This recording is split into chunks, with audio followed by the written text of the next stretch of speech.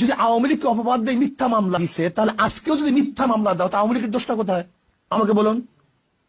আওয়ামী লীগ কি করেছে? চাঁদাবাজি করছে। আজকেও যদি চাঁদাবাজি করি, তা আওয়ামী লীগের দোষটা কোথায়? আওয়ামী লীগ জুলুম করছে, অত্যাচার করছে। আজকেও যদি জুলুম অত্যাচার করি, তা আওয়ামী লীগের দোষটা কোথায়? আমি চাই না কোন আওয়ামী লীগ করার কারণে কাউকে জ্বালিয়ে দেওয়া হোক, কারোর অফিসকে ভেঙ্গে চুরে তছনছ করা হোক, আওয়ামী লীগ করার কারণে তার মিল ইন্ডাস্ট্রিজকে জ্বালিয়ে দেওয়া হোক। এইটা আমি চাই না। আমি চাই যে অন্যায় করছে তার বিচার হোক, কিন্তু যে অন্যায় করে না, সে যে দলের হোক না কেন, সে আমার শত্রু হোক না কেন, তার বিচার করা যাবে না, তার উপর জুলুম করা যাবে না। এই জুলুম মুক্ত এক দেশ আমরা করতে চাই, প্রত্যেকের অধিকারকে প্রতিষ্ঠিত করতে চাই।